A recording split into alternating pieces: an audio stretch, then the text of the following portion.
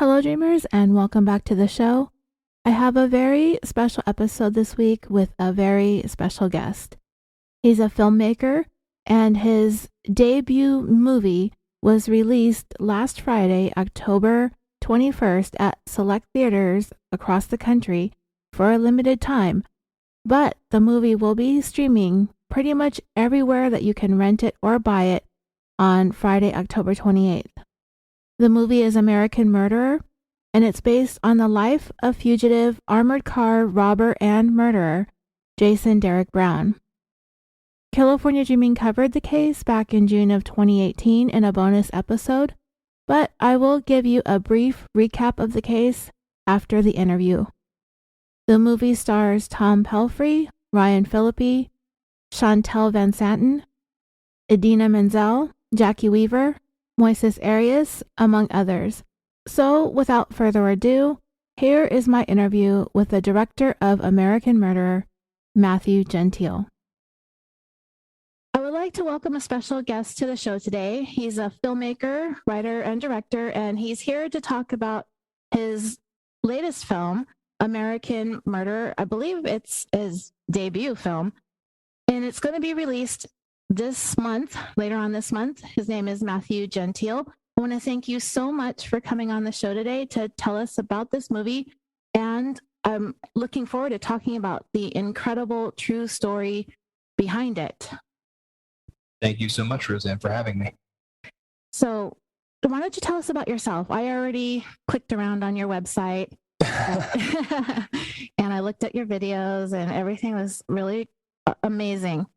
So Don't believe everything you read. I'm a filmmaker originally from Brooklyn, New York. I moved to Los Angeles about almost a decade ago, to go to film school at the American Film Institute, AFI, where I studied directing and screenwriting, mainly directing. And, after graduating, I had made quite a few short films, which is probably what you saw clips of on my site and such. Was figuring out how to navigate the world of post-film school and, make my first feature, which is kind of always the big question for any, budding directors. What's your first movie? What's your first feature? What does it look like? What does it feel like? And I was kicking around some different ideas. I have an obsession with true crime, like a lot of your fans. And, I have listened to this podcast before, and I am a fan of it. So it's great to just be on here and be talking to you. It's my pleasure. And I'll tie that into my origin story. But so when I was 14 years old, before I wanted to be a filmmaker, I wanted to be an FBI agent. And I used to go on the FBI's top 10 most wanted fugitives on their site with the juvenile hope of helping them catch a fugitive. On the FBI fugitive site at the time in 2004, I was around 14 years old, just to give your listeners an idea of how old I am. And I saw that for the first time, the face of Jason Derek Brown. He was a surfer dude with spiky blonde hair, blue eyes, looked had an uncanny resemblance to Sean Penn from Fast Times at Ridgemont High. So his face immediately stuck out to me, especially because, and I think we've talked about this before, and you did on your original podcast about Jason, is, he didn't fit the bill compared to the rest of the fugitives. And so, on that list, the top 10 list at the time, there was Osama bin Laden, Whitey Bulger, really sophisticated, high-level criminals, and then this guy. So at that time, at age 14, the face of Jason made an impression on me for whatever reason. Cut to 12. Sorry, go ahead. No, I was going to say the same reason why I ended up covering him on my show. I don't do a lot of unsolved crimes, but he fascinated me too. I spent a lot of time staring at his picture as well on that list. Yeah, it stands out, and it's not your typical mugshot, right? So, it was just a fascinating thing to me. And 12 or so years later, I really didn't think about it much. I'm out of film school at AFI. I've graduated. I have a couple short films going around, the festival circuit, and having a lot of meetings in the industry. People ask me, what is your first movie? And I was, nothing was really sticking. But then, sure enough, one day I'm storyboarding, just drawing out images for something I was going to shoot. I was shooting a commercial the next day. And I was drawing out the images. And as I storyboard, I always have true crime documentaries on in the background. And of course, and as I'm drawing out, it was like I think I was shooting a dentistry commercial at the time. So as I'm drawing out like someone's mouth, I all of a sudden on the television, an image of Jason flashes on the TV.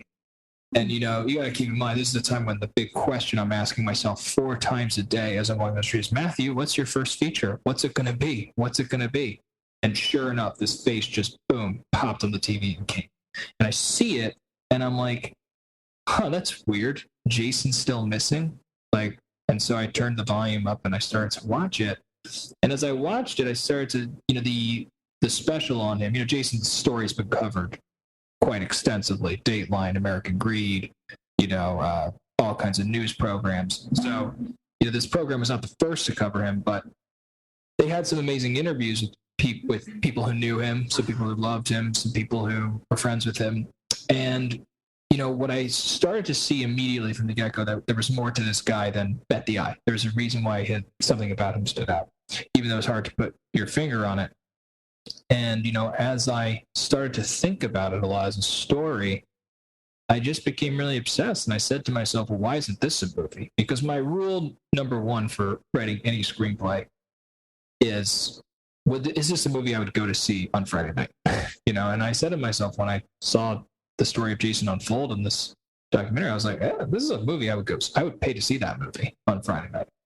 And that began a mission that took many years and led to me eventually discovering your podcast because, I read every single thing I could get my hands on about Jason Derek Brown. I did a lot of research, conducting interviews with, some people who knew him, who I won't name on the show just because I don't want to out anyone. But, I did a deep dive research into, and really got my hands on everything that was available, both in the public domain and not, and through testimonies and whatnot. And from that, I constructed a screenplay that eventually got picked up by these amazing producers, Kevin Matisow, Chris Bell, Gina Walsh, who really converged upon me and gave me the incredible opportunity to make my first feature about this crazy, fascinating character. Right. I mean, you nailed it. I watched it last night. It was brilliant. I loved it. I loved every minute of it. I want to talk about the filming. Thank you so much. You're welcome. I read that you did this, you filmed it all at the height of the pandemic. Correct. I mean, tell me about that experience. I don't even know what it's like filming non-pandemic. Right. Well, to be fair, me neither really, other than short films. It's interesting because, the script had a long evolution. I first was kicking around in 2018 or even earlier. That's when I did this proof of concept short for it that kind of got it off the ground. And we began filming. Day 1 of filming was November 18th, 2020. So it was a long journey just to get to have the cameras rolling, right? And this podcast, if it doesn't teach your listeners anything, it'll teach them how long it takes to make a movie. But yeah, the journey was quite long and winding to get there. The script was picked up by these 2 companies, Traveling Picture Show and GG Films, and I want to say early 2019. That was when I had the script with them, and we were getting it ready. I spent a year in development with them, where I was being paid to do rewrites and work on it and make it better and stronger, sharper, so we could get it down the road to actors who could play Jason and all the other parts. And we started to cast the film in March of 2020. So that was when we made our first offer. So it was kind of crazy. We didn't really think, it wasn't really on anyone's mind that we were going to go film that year. I was, but I decided when the world shut down that I was just going to act as if we were. I was like, okay. And I gave myself a start date. I said October 2020, we're filming. And so I worked with, fortunately, I had my team already. I had my cinematographer, my editor, my production designer. A lot of people were already attached to the film, unofficially, but attached. And we just worked on it. We would design the shots every day. We would, my editor and I would work on the sound. My brother, the composer, he was involved. Like everyone was kind of like helping, but the producers and I were talking all the time. We were making offers to actors. In June of 2020, we officially got Tom Pelfrey to play Jason, who, came together in a a really weird way, my producer Gia Walsh called me one day in April when Ozark season 3 had dropped, like the day it dropped on Netflix. And she said, Matthew, are you watching Ozark? And I said, I actually don't watch Ozark. And she was like, well, you need to, because this guy, Tom Pelphrey, is incredible. And he's perfect for it. And I said, okay. But, keep in mind, I would get a call like this almost every day. This guy's great. This guy's great. That guy's great. So I'm like, okay, cool. Add him to the list of people to look at. Then my brother calls me and he says, are you watching Ozark? And then my best friend, who's a talent agent, calls me and he says, are you watching Ozark? And I say, okay, I need to watch Ozark. So I watch it, and immediately within 5 seconds, it was very clear that Tom Pelphrey was the guy. And then after watching it, I remembered him from some other work he had done. But, we went out to him, and, keep in mind, we're making him an offer to be in our little indie movie at a time when he is as hot as could be, because he just appeared in one of the biggest shows on Netflix. So it was pretty competitive to get him, but, he and I had a few meetings. We really connected and gelled. He really understood the character. That much was super clear, and there was no doubt in my mind that he was right for it. Come June, he said yes and committed to the movie. And once he came, we ended up getting a really superb cast around him, including Ryan Philippe, Jackie Weaver, Idina Menzel, Moises Arias, Paul Schneider, Chantal Van Santen. And once all those players came out, getting off the ground was pretty fast, actually. The one fast part of the whole process of the movie was the shoot. Everything else was painfully slow, including development and post and getting it out. But, the shoot was so quick. And so November 2020, we were filming in Utah. I mean, it was, 18 degrees, we, filming in COVID. They say shooting a first feature is incredibly hard. Shooting it, period. Shooting a movie with like action sequences like this movie has is challenging. And then shooting a movie in COVID is also very difficult. So there were a lot of obstacles we had to overcome, on week one of filming. We did, I think it was all Tom and Idina's stuff. Idina Menzel plays his landlady love interest. She's fantastic in the film, and her, we had 1 week with her. So she comes in, she shoots her scenes.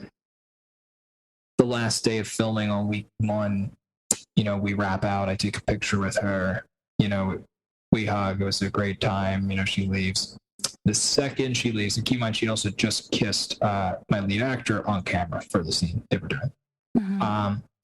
I go back to my hotel room, and I get a call from my producers, and they say, Idina just tested positive.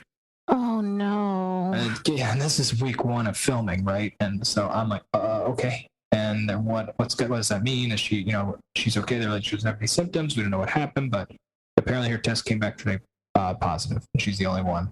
So we have to get a medic in here to do another test on her. If the second test is positive, we have to shut down because you were touched. Tom was kissed, right? Tom, the actors don't wear masks when you film in COVID. So we have to shut down. If it's a false positive, then we're continuing tomorrow. And if we had shut down, there's a good chance the movie would have never gotten finished just because of the nature of how things were at that time.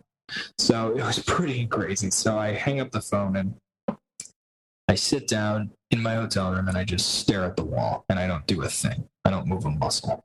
I just stare.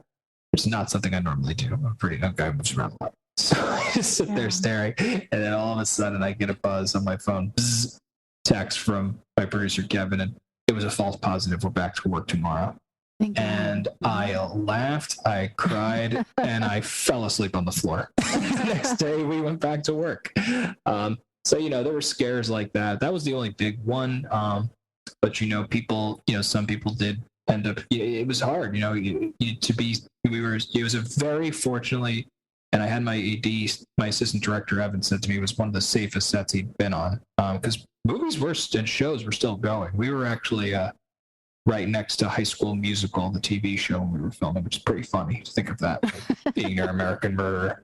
But it was just really crazy and intense, and there were challenges like some scenes like we couldn't get as many extras as we'd normally want, right? So we had to work harder to make scenes like in the nightclub look more packed, or scenes like the SWAT evasions, like you wanted 30 SWAT guys, you're only getting 12. But those kinds of challenges. There's a good old quote from one of my favorite filmmakers, Fellini, at the risk of sounding pretentious, but he used to say that obstacles create stimuli, and so I think the obstacles kind of helped us be a little more clever and more creative and more on our money, and it was great. I mean, to think about, I can't say how much the movie cost, but it really looks like a much bigger film than it is, and I think that's because we were forced to be very resourceful, shooting on a tight schedule and a tight budget.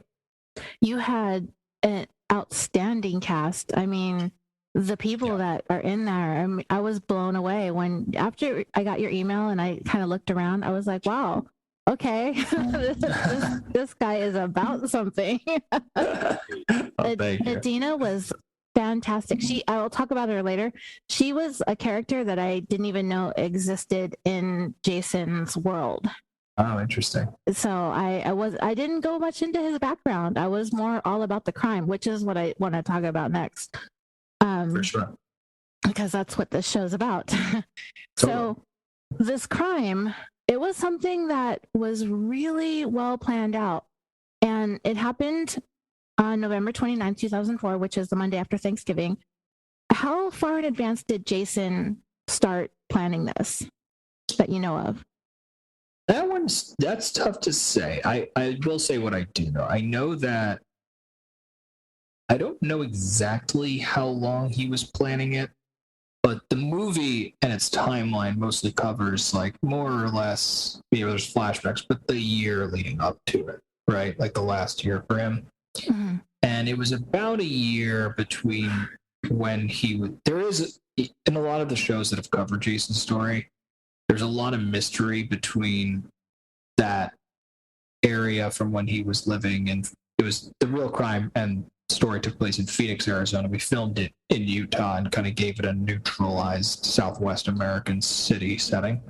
But the reality is, he was, I want to say 2003 April-ish.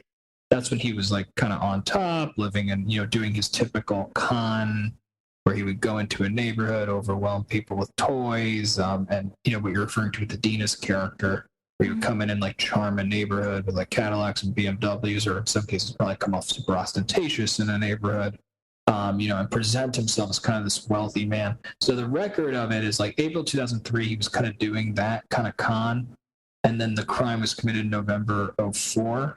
So in between those two areas, no one really knows where Jason was, because you have to keep in mind this guy was constantly on the move, always, never staying in one place for too long. He really was like a new equivalent of a desperado. Like he was like an old West outlaw. Like he would come into a town and like leave, and come into another town and leave. Always had a con, always had a thing, always was like kind of thinking about the next place he was going. So in between that time, it's not totally clear. That said, about a couple months before, you start to get some records of like places he was going that indicate he was planning this. One of them being, the famous photograph of him taken in November, is November 9th, I think, 2004, is when he took the photograph at the gun store. A moment we were, and that was 3 weeks or so before the murder. So that tells you pretty clearly he was planning it, at least starting then. The record of him going to his friends and asking them to help him rob an armored truck happened about as early as a month or two. So, I don't know exactly how long he planned it for. My guess would be probably a couple months. I don't think he was thinking he was planning for a year. I think he was desperate in his mind. I think in Jason's mind, I think he was trying to find a way to get back to, his own version of the high life. And I think, his cons were sort of running out. He was kind of doing the same thing again and again, but creditors were on his trail. So, he's going to place to place, kind of doing the same crime, but then, it's like an addiction for him is how I saw it, in terms of how, I think Tom and I tried to tell the stories that this, it was somebody who in his own mind was desperate to get back to being, perceived as rich. The FBI nicknamed him the $10,000 millionaire because he never had more than $10,000, but he presented himself like a millionaire, a rich guy. And so that's why I think he was trying to go and, do that. And this, I think, crime was not, it was planned out, but I don't think it was like that long in making. But who knows? He could have thought about it. He was smart about it too.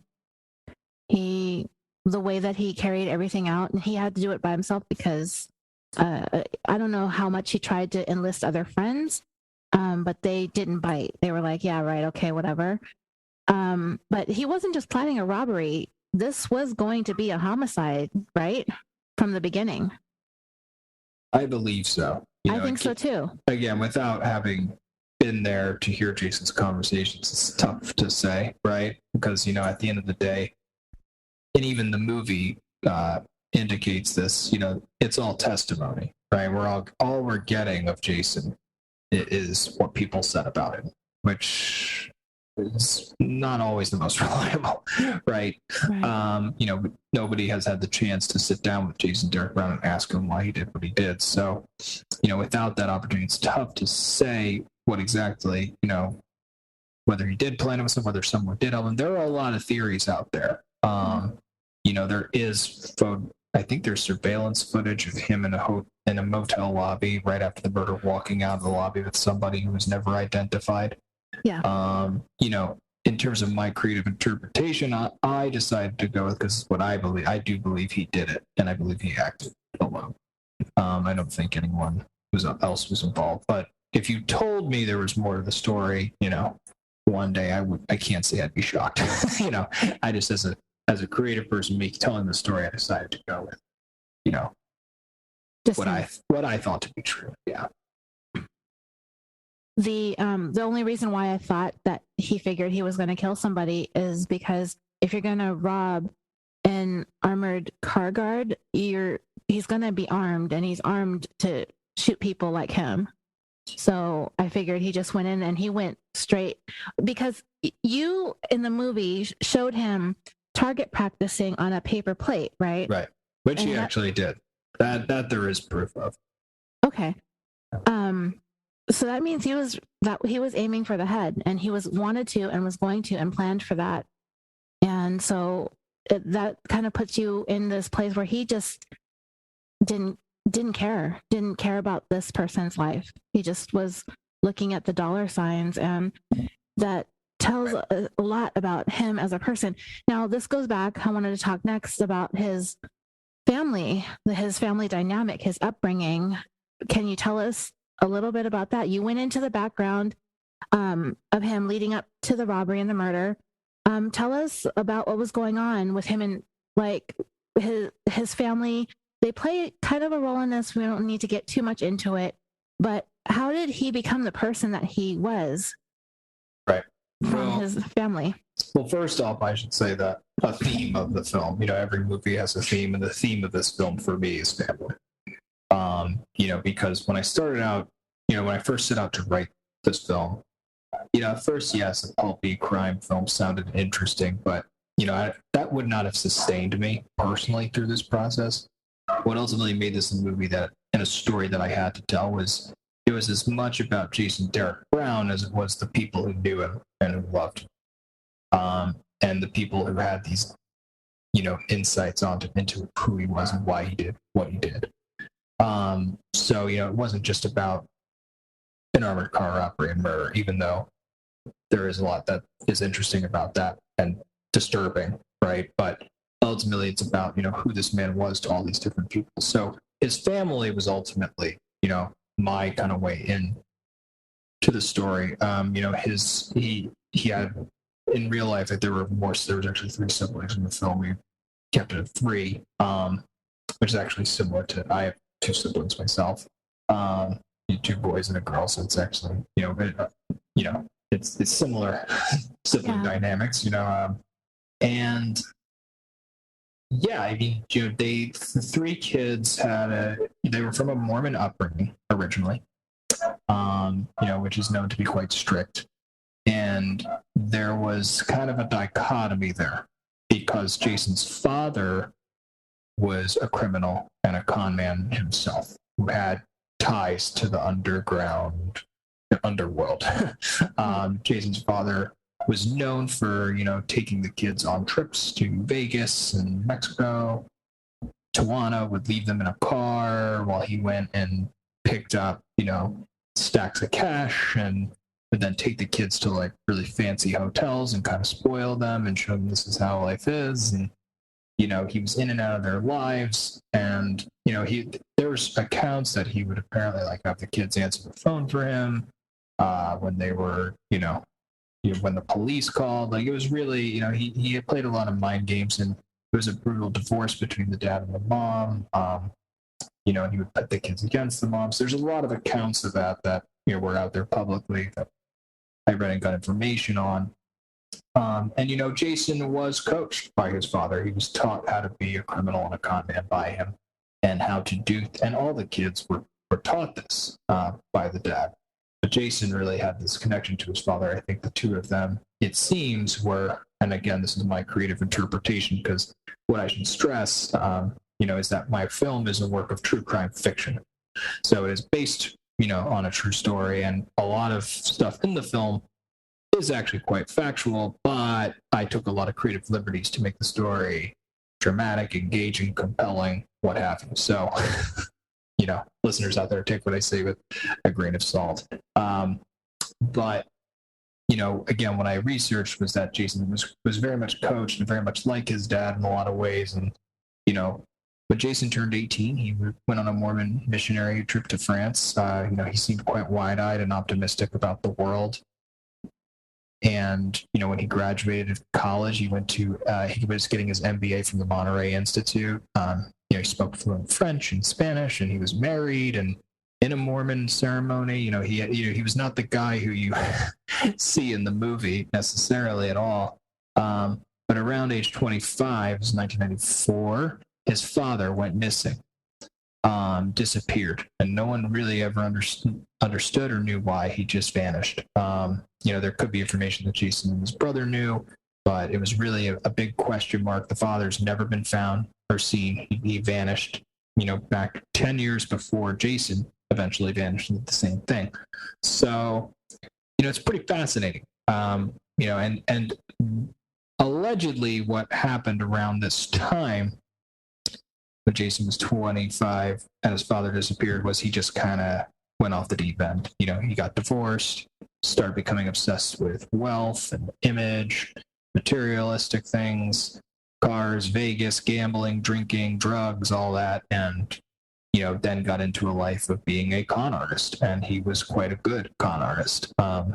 He was maybe not the most sophisticated one out there, because now cons have gone really sophisticated, but he was a good con man. He could put on good performances, and that was something that in the film as we made it was really showing how what Jason does is he's a bit like an actor. He can put on a good show, and part of what made him, I think, such a convincing person, and so effective to the people who knew him and who loved him, was I think a part of Jason did believe his own lies. There's a line in the movie where Jackie Weaver's character says, in one of my favorite scenes in the film, she says, I think the only difference between you and your father is that you are just delusional enough to buy your own bullshit.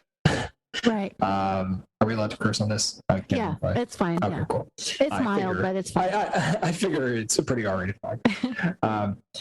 But, so you're just delusional enough. And I think that's part of what makes Jason so interesting, is that he believes this to be true. So when someone falls in love with a con man, is it real? And that's the question I think you ask in, when we look at Idina Menzel's character arc, because one thing that was very important to me was not, and Tom Pelfrey really helped me with this when he signed on to play Jason, was really making sure we weren't telling a story where Jason's super smart and everyone else around him is really stupid. And Jason may think that, but that's not the movie. That's not the story we were trying to tell. We were trying to tell a story. This is someone who, the first question Tom asked him when he signed on to play Jason Derek Brown was, do you see Jason as a sociopath or a wounded, immature man-child? And my answer to you today is, I think, both. But in Jason's mind, he was not a sociopath. In Jason's mind, I think this was a wounded, immature man-child who, had a very calculated way of thinking about things, and he took that to such a far extreme, right? That escalated in this heinous, horrendous crime. And I think that's because I was going to ask you that later on, what Jason thought of himself, but I'll get to it. But I worded it differently, so I'll still ask. Great. All of this just kind of goes to the motive in the case, and I think you basically covered that, is that he was reaching kind of a breaking point in his life. When it comes to, like, you talked about the dramatization, you add some stuff into a film. When it comes to the timeline of the crime and some of the basic facts of it, your film seems to stick pretty close to actual events. I don't want to give too much away, but there are some details that stood out to me, particularly because of the crime, and I'm into the crime. The robbery sequence, you changed it a little bit. At least I think you did. It seemed like you kind of held back a little bit. And because the focus of the film wasn't sharply trained on the victim in all this. His name is Robert Keith Palomares, right? Yes. His scene, I kind of think you sort of reined it in. And tell me about that and what you were thinking when you did that, because it wasn't as graphic as I thought it was going to be. Yeah. I have a theory on violence, nudity, sexuality in film. And I think that, look, and I'm not, like, I love all kinds of films. I'm not the biggest horror movie fan, but I do like some horror. And I think, violence in the movies can be used in sometimes it can be very gratuitous. My intention with the scene was to show it, and I would argue, and I've heard this from people who have watched it, that the scene that you're talking about, the robbery murder scene, is quite brutal. But it's more from an emotional and psychological standpoint than it is in terms of showing graphic violence specifically. Because this was a brutal murder where a man was shot in the head multiple times, right? Yeah. And for me, I felt personally in my choices of shots and my selection there, that to show more of the build up to it and allow you to be in the headspace of this character when he does the awful thing was more disturbing than to show blood and brain matter like a horror movie, which this was never trying to be. So, it's a design choice. It's a creative choice, I suppose. But I wasn't interested in doing over-the-top graphic violence. That wasn't my intention. And it is pretty, I would say that the scene is it's quite violent, It is. It's just not, I didn't want to show the gory details necessarily. But there's blood and you do see some of that. So I wanted it to be, my goal was authenticity. Not necessarily accuracy, but authenticity. I wanted it to feel real and believable and credible and all those things, but not, overly like, let's, it's not that kind of movie. And people have said to me they're surprised by how, in spite of the title, the film's not as violent as they're expecting it to be. Right. It's a dark film. It's dark, and I think it's psychological violence. Yes. Yeah. In a way, it's it's very. I was more disturbed by the scene where he's partying with his sister in the aftermath. Yeah. And he has a flashback or an image of his victim standing there watching him with the bullet holes in his head. Right. That was really disturbing.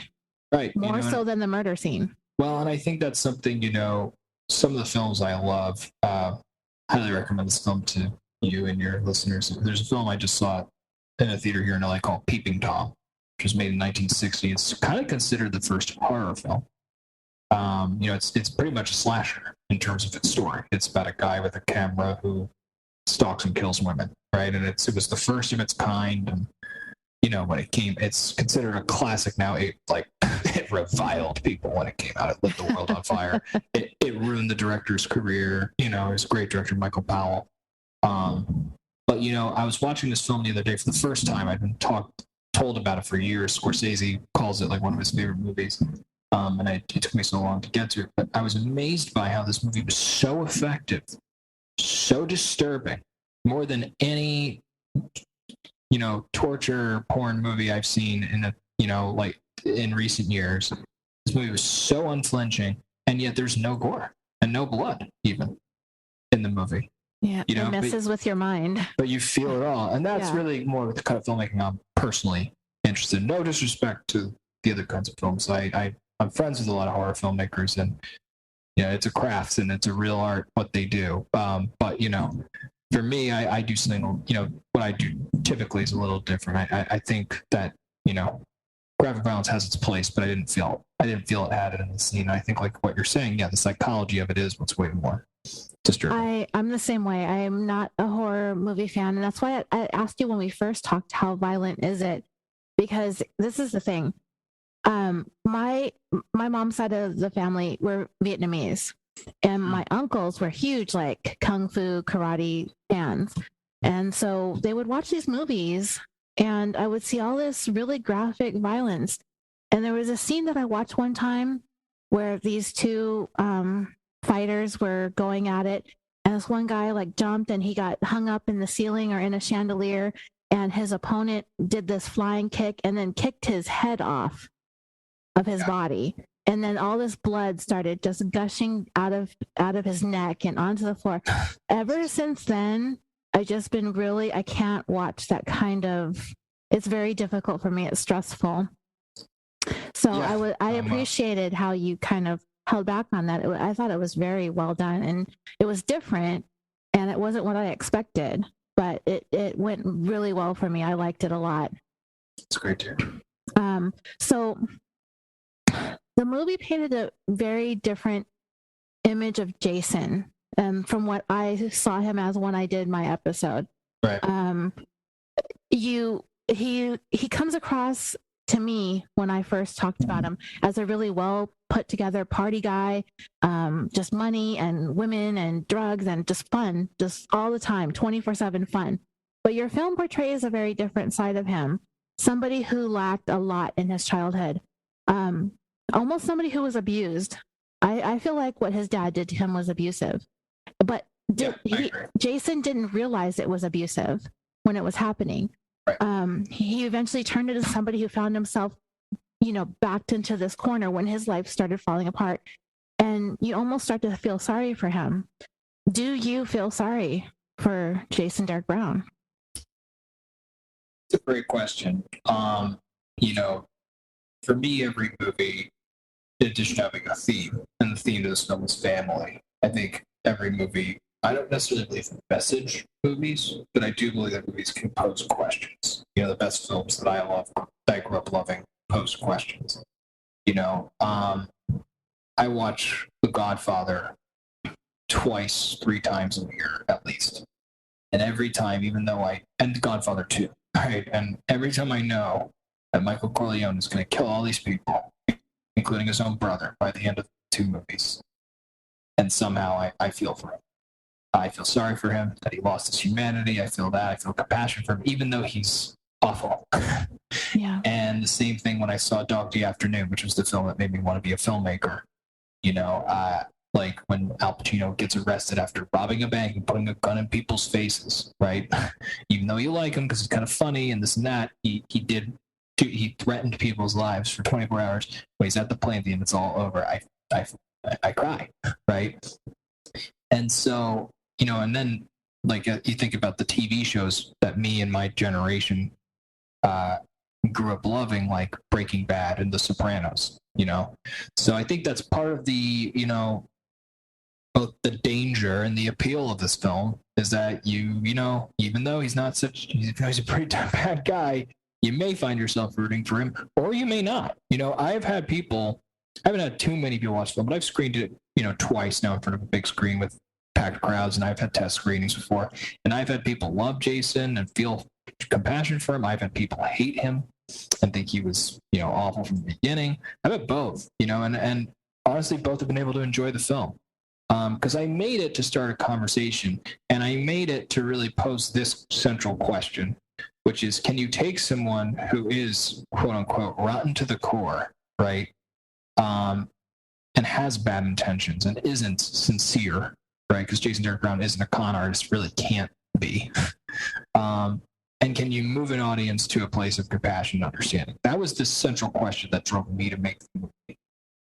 And this guy, it makes it very hard because of the way he acts and behaves. And even when he's, just like, a lot of people who have read the script said, oh my God, I knew someone in college who reminds me of Jason. Like, the loud frat boy, party boy who you kind of pointed out earlier in your episode. He has that kind of persona, right, of the loud, obnoxious guy. In many ways, Jason was kind of a bit of an influencer before it existed, in the way he was filming himself and photographing himself and putting his own image out there. So it is challenging, but at the end of the day, I do, because like I said, I view this as a movie about family and the loss of humanity within a person. Because even though Jason was evil and what he did was so heinous and awful, there was still somebody in there who had the potential to be not this person. Right? Right. And so I think that that's what's both challenging and interesting about this character, and having conversations about him and seeing how, this movie's not out yet, how are people going to react to seeing him on screen in this way? Because we're really putting you in there. And that was my whole goal of making the movie, was to stick the audience with this guy. And, you're stuck watching him.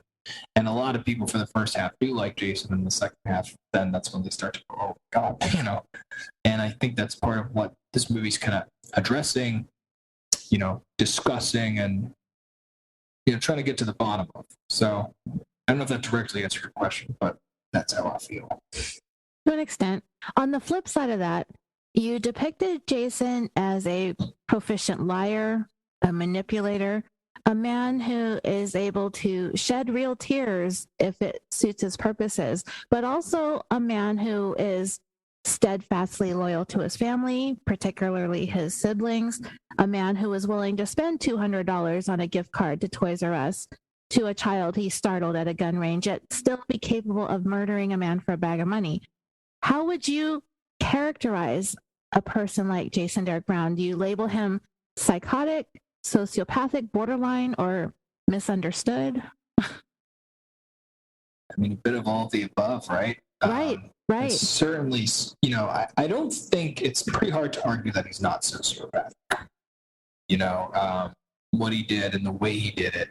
And by the way, the actions before the murder, right? Like just going into, lying to so many people and misleading them and taking their money and, all of that, right? It doesn't carry anywhere near the same weight, but it is certainly, there's a similar behavior of like a lack of regard for other people, and other people's feelings.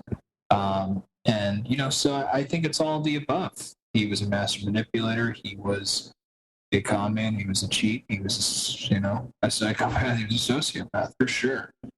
Psychopath, I think, might be a different definition, although I'm not a psychologist, so I can't make that up.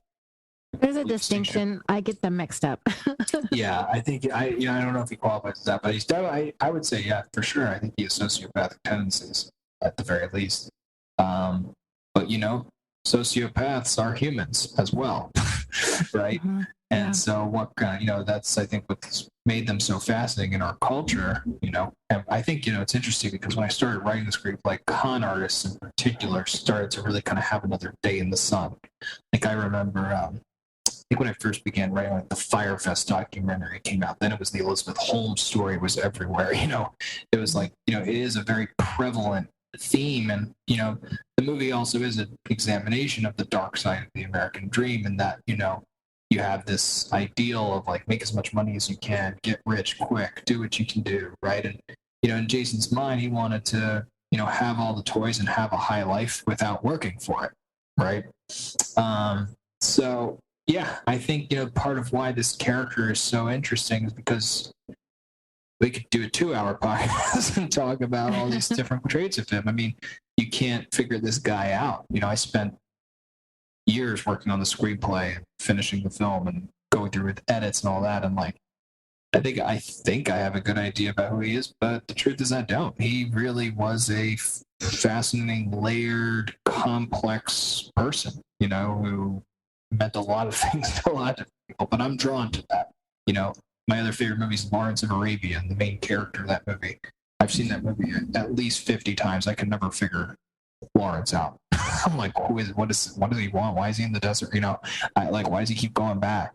And I think that's the movies I tend to love, are like when their characters are, the plots could be simple, but the characters are complex. Do you think Jason was just that good and that masterful, or do you think he just got lucky? That's another good question. I think a little bit of both. Well, he definitely was not the smartest criminal in the world. I think anyone can say that safely. You know, he made some stupid mistakes. He did plan the robbery quite well, with the exception of the spoiler alert, one mistake. But overall, no, I think he was a fairly smart criminal, but not that amazing criminal. I do think there's a huge element of luck. He had savvy. He definitely was able to, pull some tricks. But it was 2004 when he committed this crime. There was not quite as much surveillance as there is now, at all. It was post 9/11, but it was still, there weren't as many cameras around. There weren't as much, there was no social media. I mean, I think the art of disappearance has definitely changed a lot in the last, 18 years since this crime happened. It's not as easy to disappear now as it was back then. So, I do think timing. I also think the fact that he's a white guy certainly says something, right? It's easier for him to blend in and escape. So, I think it's a combination of the two, but I think more luck probably is my guess. One of the things that I learned in going back through this case in the last few days since we've talked and I've been trying to catch up with it, is that the FBI and the local law enforcement disagreed on whether or not to identify Jason as the person that was Keith Palomares' killer. That was a issue with going to the media and whether or not to put his face out there, or do you think that was a huge mistake? Do you think that that's the reason why we're sitting here today wondering where in the world is Jason Derek Brown? Highly possible. I remember that because I actually had written that into the script, and I really wanted to make that detail work story-wise. There were a lot of incredible stories, that I just could not use because that's part of the tough part about making movies is you have to, they call it kill your darlings. There's always stuff, there was so much interesting research I had accumulated. And, I'm writing a new true crime film right now. That's my follow-up film. And it's very similar. It's just like there's a lot of so many fascinating tidbits and anecdotes that I got from people. But, it's kind of, I had a great teacher at American Film Institute that said to me, real life is a poor excuse for bad drama. So, part of your job is to dramatize a story and make it engaging, make it fascinating on its own. In terms of your question, I think, that was definitely a mistake. I think everybody who was involved admitted that, but they had their reasons. The public had the right to know what, people in Phoenix were shaken up by what had happened. So, I think it was just, I can't speak to it because I'm not a cop and I don't know how they work. But, he was tipped off by that for sure. Which we do show that in the film, that he sees the news report. Because he thought he got away with it scot-free. He did. He was anxious and definitely desperate about, I think he was anxious and looking over his shoulder. But, I think at first he did think he was pretty in the clear. He did not know what they knew, that they, had his image and likeness attached to this thing. So, I think it was a mistake, but, I have very little experience hunting these kinds of criminals, so I can't, I really try not to pass judgment on any character I portray in a movie. I think that everybody in the web of Jason Derek Brown, his family, the law enforcement, the victim's family, his marks, his cons, I think everybody who, and I always actually talked about this as a bit of a monster movie, and that a monster movie is often when you're scared for everybody the monster comes in contact with, And, everyone who did come in contact with Jason to some degree suffered, Mm-hmm. And that's part of what the movie's about. I love the movie. I thought the cast was brilliant. Tom Pelphrey, I felt like he really captured all of the dimensions of Jason that I really didn't even think about as being a part of who he is or was as a person. Yeah.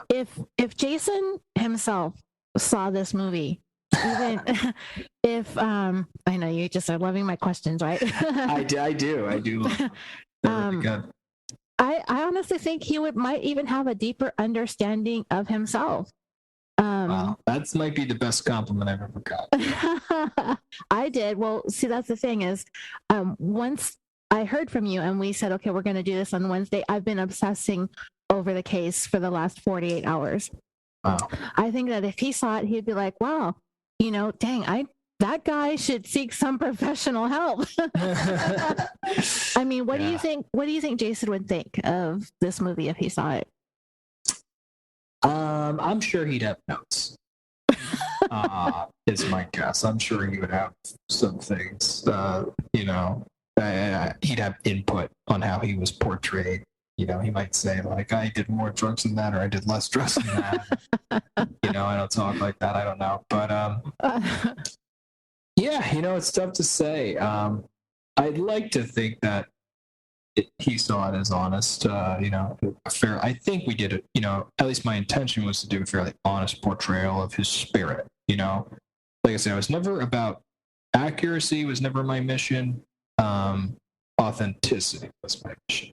And they seem like similar things, but they're not really.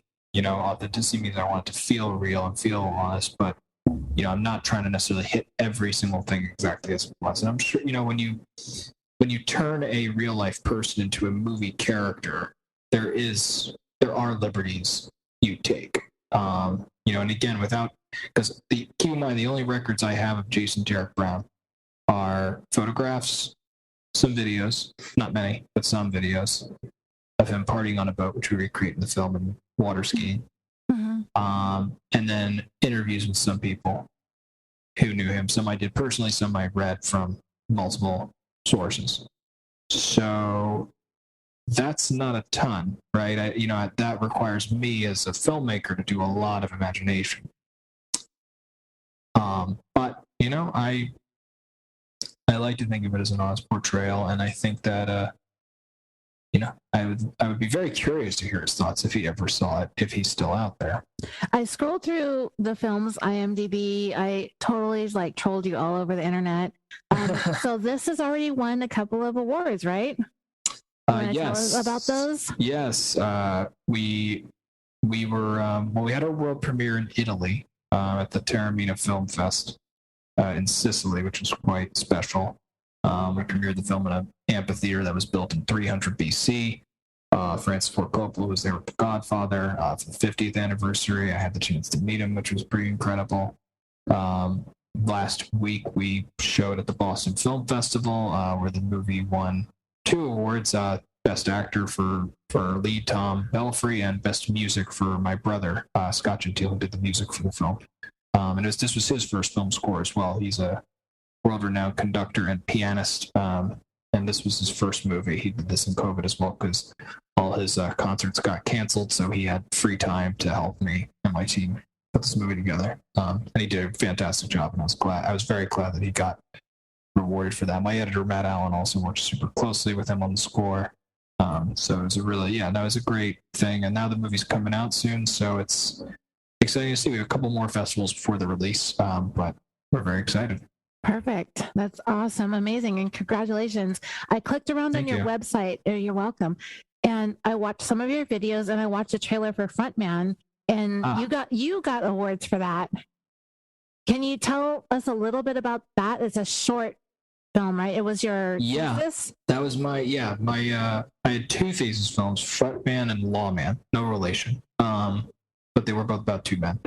And Frontman was about a rock star who lost his hearing. I did do that before Star is Born, and Sound of Metal. So I just want to say on the record there. Uh-huh. And Frontman was the movie I graduated with. that won the Student Emmy for Best Directing. Opened a lot of doors for me. It was a great experience making that film. And then after that, I did a short film called Lawman, which was a Western about the first African-American deputy in U.S. history, Bass Reeves. And that film I actually did with my cinematographer, Khalil Robinson, editor Chris Young, and editor Matt Allen, who came in after.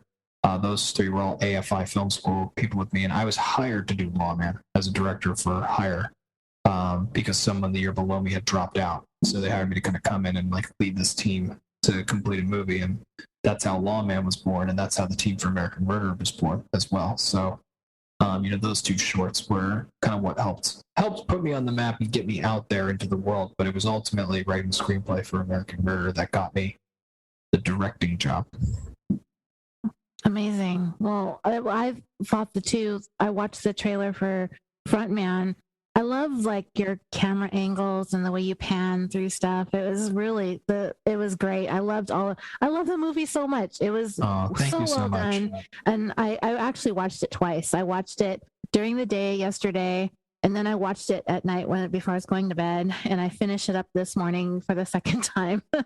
I just really wanted to make sure and I'm going to see it again. I hope before we finish up, why don't you tell the listeners when we can see American Murder and where we can see American Murder? Yes. So American Murder will be out in theaters October 21st, and it'll be on digital and demand on October 28th. If you want to keep up to date, you can follow me on Instagram at Matthew L. Gentile, or you can also follow me on my website, MatthewGentileDirector.com, which I update fairly often.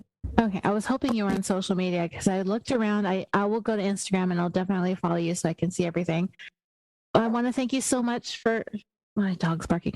Thank you for coming on the show. I really enjoyed getting to know you, and thank you so much for reaching out to me. I would have never even known this was happening because Jason Derek Brown, I feel kind of felt like a sort of a story that's had its time and it sort of passed.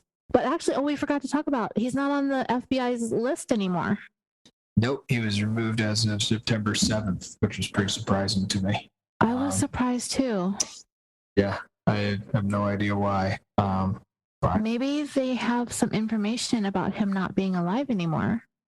Yeah, if they do, they haven't told me. But I wish. The FBI cannot invest. By the way, your earlier question was, did the FBI cooperate? The FBI actually can't cooperate with films and filmmakers on ongoing investigations or cases that aren't closed. Right. So even if I had wanted to work with them, I wouldn't be an opportunity. But yeah, so there are reasons. Who knows? It has been almost 20 years since he's been gone, so there's all kinds of theories for why or where he could be. Do you think he's with his dad? Did you think they ever hooked up? I know that's a big theory. I never personally thought that, but anything's possible with these guys. All right. Well, thank you again. Thank you so much, Roseanne. Thank you for having me on and giving me this podium to talk about the film. These were really great questions. Seriously, I do mean that. They were just smart, thought out. So I appreciate your willingness to focus on the crime for me, because that's what all I'm about. Well, it's a crime podcast, but I think our interests met in the middle, so it's great. Okay, and perfect. Thank you so much. Sure. All right, I'm gonna sign out now, and I would look forward to seeing the movie in theaters. I can't wait. Thank you so much. Take care. Okay, now I'm going to provide you a recap of the crime.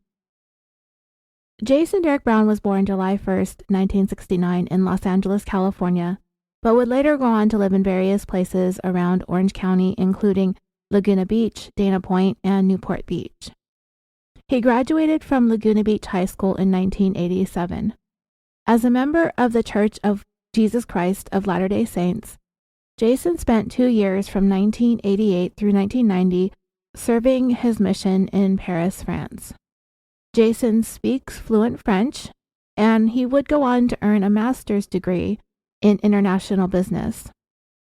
For a time, Jason was married, but that marriage never produced any children, and he and his wife divorced, and that would end up being somewhat of a turning point where instead of living any kind of devout Mormon lifestyle, Jason did a complete 180, as if a switch were flipped. Jason indulged in a life of excess that included lots of partying, drinking, and drugs. And Jason also had a taste for very expensive and luxurious things.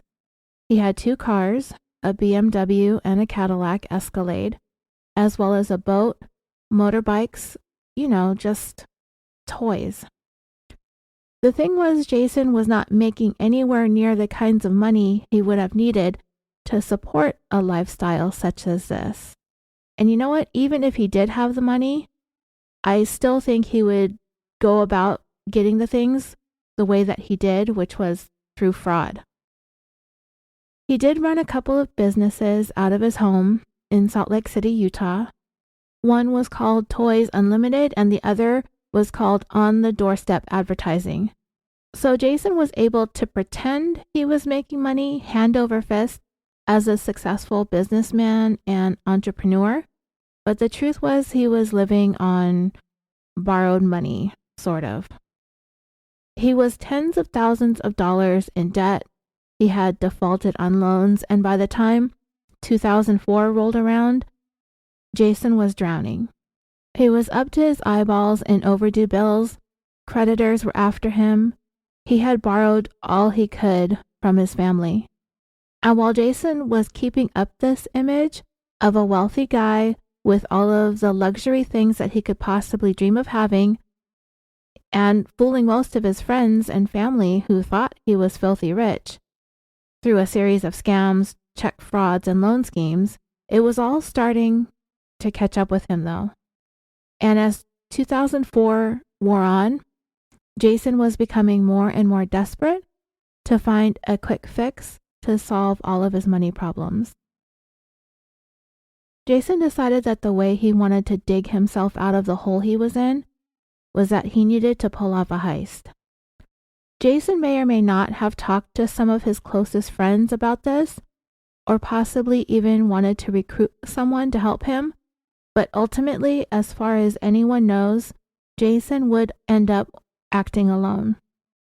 In early November of 2004, Jason purchased a .45 caliber pistol from a place called Totally Awesome Guns and Range in Salt Lake City, Utah. In order to get the gun, he went through a background check and had his picture taken. The most well-known photo of Jason, one of the last clear ones of him to ever be taken, is the one where he's smiling, wearing a red hoodie against a blue background. That was his gun shop photo. Jason took shooting lessons with instructor Clark Afasian, who described him as an obnoxious guy, which, if I'm being honest, you can kind of tell just by looking at his pictures that this is a very astute description of Jason. I don't even have to know him, meet him, see him, or talk to him to be able to tell he's probably super obnoxious. He was also a klutz when it came to handling a gun, and he really scored a 10 out of 10 when it came to self-awareness when he signed himself up for shooting instructions, because boy, that guy needed them. In fact, Jason was such a butterfingers with the gun that he accidentally shot somebody's truck and scared the crap out of the truck owner's kid. Jason would end up sending the man money for the damage to his truck, along with a $200 gift card to the man's son for scaring him. From there, Jason eventually relocated to the Ahwatukee area, which is located in Phoenix, Arizona. He rented a motel near an AMC movie theater, which is the place he was planning on robbing. Jason's bright idea was to rob the place on the Monday morning following the Thanksgiving holiday. He figured that it would be a long holiday weekend, and he would likely be able to come up with as much as $300,000 from the box office earnings. The movies that were opening in the week leading up to the robbery included National Treasure, Christmas with the Cranks, Alexander, The Polar Express, and SpongeBob SquarePants. Even though it opened earlier in the month, The Incredibles was still dominating at the box office and would end up being the 5th highest grossing movie of 2004. But the take was going to be much more disappointing than Jason Derek Brown had anticipated. So for the next couple weeks in November, Jason surveilled the AMC theater in order to get an idea of what times the armored car showed up and on which days. People saw him sitting in his BMW doing nothing but looking around. At times, Jason would move his car to various places around the parking lot, and eventually he was able to ascertain what times the armored car arrived and how long it would take for the man to walk in, pick up the deposit, and come back out to his truck.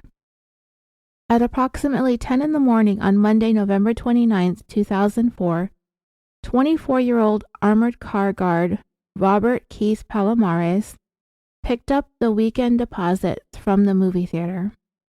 As he walked through the breezeway towards his armored truck, a man wearing a dark hoodie, armed with a .45 caliber semi-automatic pistol, opened fire without any warning, without any demand for the bag of money that Robert was carrying. The gunman said not a single word.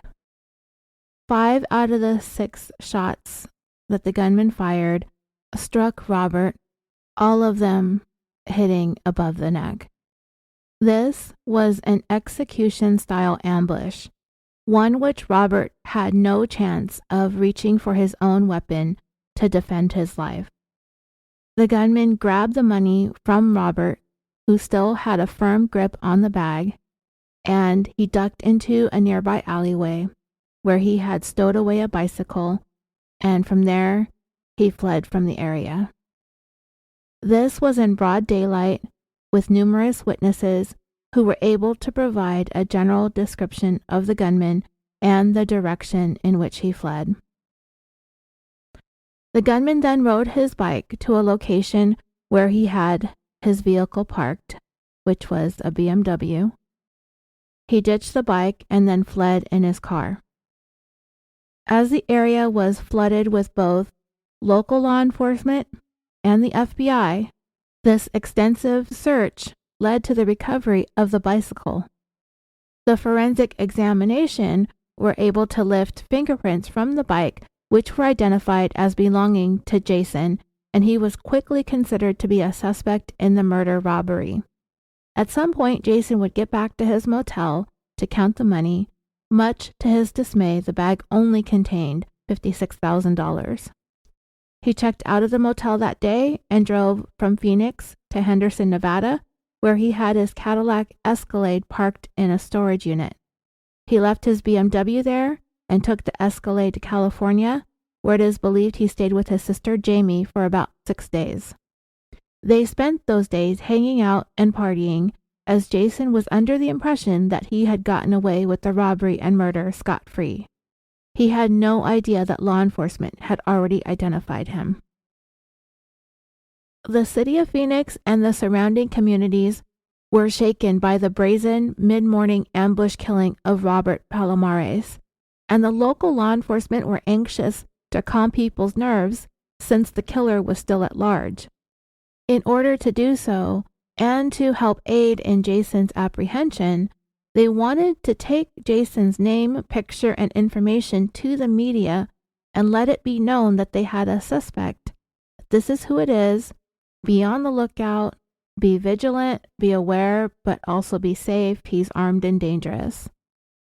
The FBI, however, was fearful that Jason might be triggered to flee should his name and face be plastered all over the news. They wanted to hold off for another 48 hours before announcing the identification of their prime suspect. The Phoenix police, however, didn't wait and released Jason's picture and information shortly after both the Maricopa County and federal arrest warrants were issued for him. Jason was tipped off by a member of his family and immediately fled from his sister's home. The FBI were able to track Jason to Orange County based on his credit card purchases. They tracked him to San Diego and then all the way the other direction towards Portland, Oregon. After that, Jason Derek Brown vanished into thin air and to this day has never been seen or heard from again. Jason's Cadillac Escalade was discovered parked in the long-term parking lot of the Portland Airport on January 16, 2005. While Jason was in Portland, he sent via UPS a couple of packages to his brother, including a set of golf clubs, cold weather clothing, a laptop, a cell phone, and a few other miscellaneous items. During the time Jason was staying with his sister, he contacted his brother, David Brown, and asked him to pick up his BMW in Henderson. He wanted him to take it to California and have it detailed inside and out, which David did. This act would later lead him to be charged with obstruction of justice, tampering with evidence, and lying to a federal agent in April of 2005, to which he ended up pleading guilty in 2007 and received 3 years of probation. When the FBI asked David if he knew of any storage units that Jason had in Las Vegas, David said that he did not. Jason's sister, Jamie, who has done interviews about her brother and has written a book, said that technically David wasn't lying to federal agents when he said that he didn't know of any storage units in Las Vegas, because technically the storage unit was in Henderson, which is Vegas adjacent. Jamie explained that they learned to never volunteer information from their father, David Brown Sr., a shady guy in his own right, and likely where Jason learned some of his tendencies and behaviors from. In an interesting twist, the elder David Brown pulled off his own vanishing act 10 years before Jason did back in 1994. While the nature of his crimes is somewhat murky, there came a day when he told his kids that he was taking off, and if they didn't hear from him in 2 days, to just get rid of his stuff.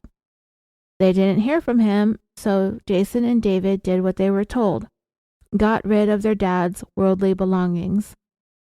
David Brown Sr., just like Jason, was never seen or heard from again. Most believe he met with foul play shortly after he told his kids that he was leaving. The reasons why he left is also a mystery. In the years following Jason's disappearance, the FBI was flooded with hundreds of leads and tips, including various sightings of Jason from all over Arizona, in Salt Lake City, and some tips even came in from Canada, but all of those leads only led to dead ends.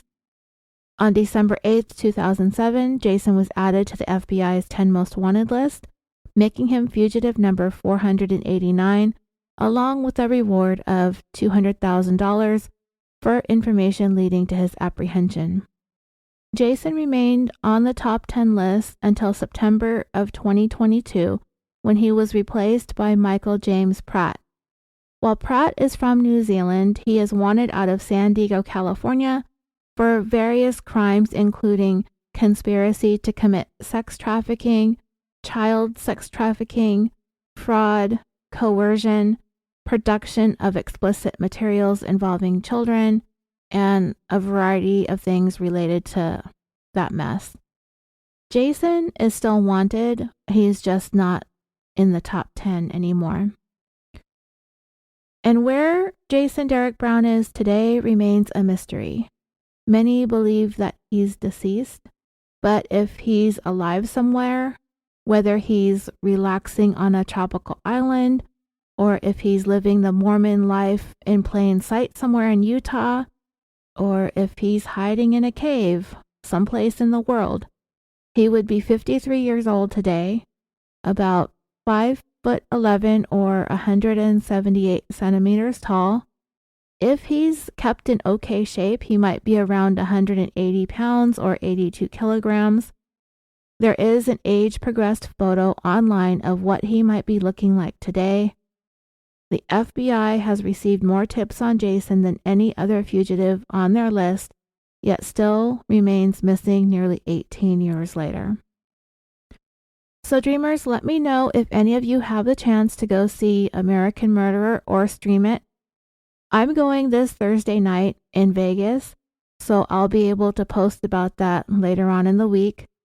The movie will be available on all your favorite streaming platforms this Friday, October 28th. I want to thank Matthew again for taking the time to talk to us about this film. He's been picking up more awards for this movie, which doesn't surprise me at all, so congratulations to him and everybody involved in helping him see his movie come to fruition. And yes, dreamers, I got the lowdown on what Matthew's next project is going to be. I'm not going to tell you what it is, but I'll tell you that I am going to cover the case in the very near future. All right, that's it for this bonus episode with our interview with director Matthew Gentile. I'm going to try to get another episode out for you sometime this week. This Patreon two-parter for the month of October kind of kicked my butt, and I'm thinking I'm going to take a week off at the end of October going into November, but I'll keep you posted. Thanks again for listening. Thank you to Matthew. Congratulations on the movie. And as always, dreamers, until next time, sweet dreams.